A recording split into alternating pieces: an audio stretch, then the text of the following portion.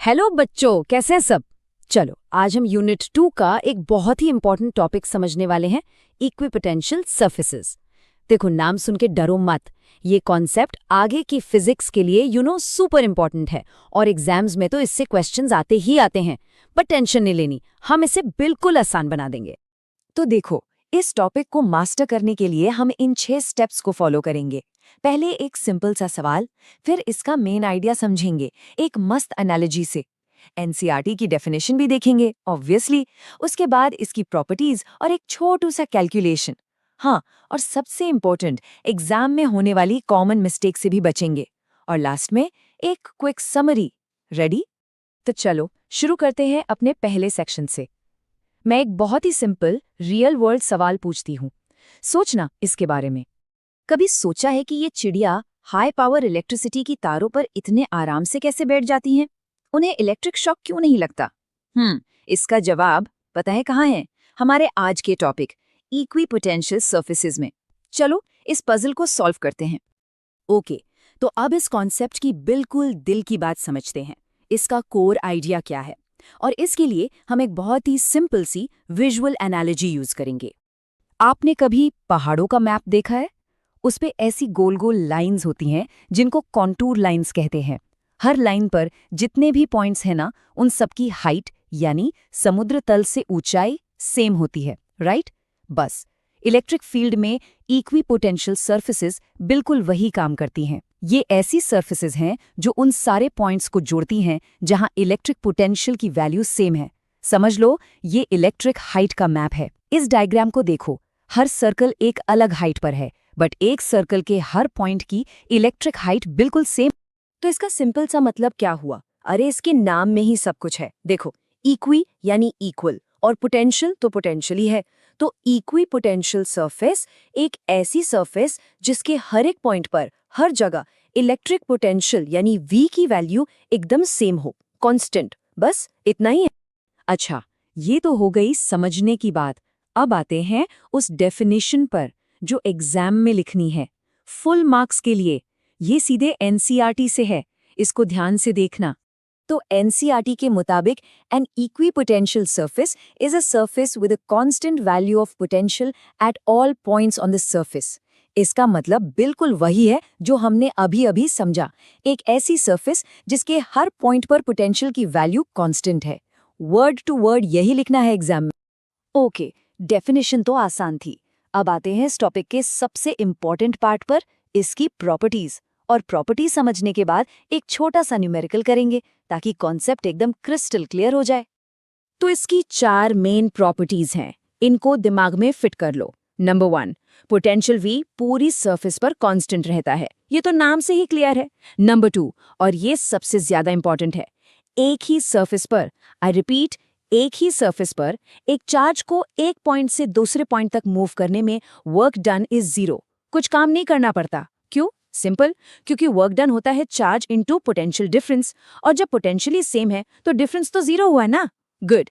Number 3, electric field यानी E हमेशा इस सरफेस के 90 डिग्री पर होता है, हमेशा परपेंडिकुलर या नॉर्मल। और नंबर 4, दो इक्विपोटेंशियल सरफेसेस कभी भी एक दूसरे को काट नहीं सकती, नेवर। और हाँ, एक चीज और, ऐसा मत सोचना कि ये सरफेसेस हमेशा गोल ही होती हैं। नहीं, इनका शेप डिपेंड करता है इलेक्ट्रिक फील्ड के सोर्स पर। जैसे लेफ्ट साइड देखो, एक पॉइंट चार्ज के लिए ये गोल गोल स्फीयर्स हैं, लाइक एन अनियन। और राइट साइड एक यूनिफॉर्म इलेक्ट्रिक फील्ड के लिए ये फ्लैट पैरेलल शीट्स या प्लेन्स हैं। सो शेप कैन बी डिफरेंट। चलो एक क्विक टेस्ट, रेडी? सवाल है, अगर हम एक +2 माइक्रोकूलम चार्ज को एक 10 वोल्ट की इक्विपोटेंशियल सरफेस पर पॉइंट A से B तक ले जाते हैं तो कितना वर्क डन होगा? थोड़ा सोचो, प्रॉपर्टी नंबर 2 याद करो। और इसका जवाब है 0 जूल्स। एग्जैक्टली। क्यों? क्योंकि वर्क डन का फॉर्मूला क्या है? W = Q × ΔV, यानी चार्ज इंटू पोटेंशियल डिफरेंस। और हम तो एक ही सरफेस पर घूम रहे हैं जहां पोटेंशियल डिफरेंस है ही नहीं। ΔV = 0, तो वर्क डन भी 0 ही होगा। सिंपल, सेम सरफेस 0 वर्क, ये मंत्र याद रखना। ओके, अब आते हैं उस सेक्शन पर जहां सबसे ज्यादा ध्यान देना है।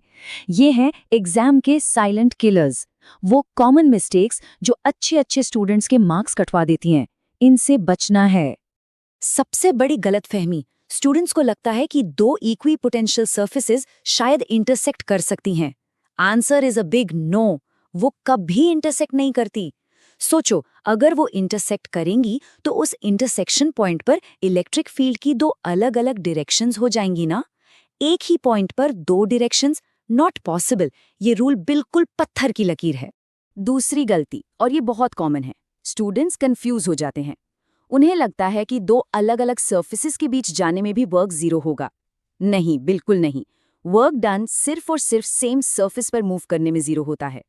अगर आप एक 10 वोल्ट की सर्फेस से जंप करके 20 वोल्ट की सर्फेस पर जा रहे हो, तो यहाँ तो पोटेंशियल डिफरेंस है ना 10 वोल्ट का, तो ऑफ कोर्स वर्क करना पड़ेगा। इसमें कंफ्यूज नहीं होना है। तो चलो, अब हम अपने फाइनल सेक्शन पर हैं। यहाँ हम देखेंगे कि ये टॉपिक दूसरे कॉन्सेप्ट से कैसे जुड़ता है, और फिर करेंगे एक फाइनल क्विक समरी। देखो, फिजिक्स में सब कुछ कनेक्टेड है, तो ये टॉपिक कैसे कनेक्ट होता है?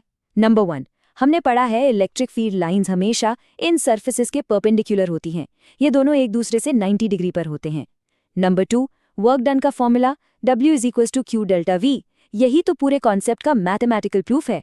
और नंबर 3, ये कनेक्शन बहुत इंपॉर्टेंट है। कोई भी कंडक्टर अगर स्टैटिक कंडीशन में है तो उसका सरफेस हमेशा एक इक्वी पोटेंशियल सरफेस होता है, always. Okay, so final summary. ये 4 पॉइंट्स बिल्कुल मत भूलना, must remember. Point 1, potential V is constant on this surface. Point 2, work done W is 0 for movement on the same surface. Point 3, electric field E is always normal, यानी perpendicular. And point 4, surfaces never intersect. बस, ये 4 rules हैं। और अब जाने से पहले एक सवाल आपके लिए, सोचना इसके बारे में। हमने अभी सीखा कि एक कंडक्टर का सरफेस इक्विपोटेंशियल होता है। तो सोचो, एक खोखला मेटल का बॉक्स या जैसे आपकी कार अपने अंदर बैठे इंसान को बाहर की बिजली से या इलेक्ट्रिक फील्ड से कैसे बचा लेती है? इस कॉन्सेप्ट को इलेक्ट्रोस्टैटिक शील्डिंग कहते हैं।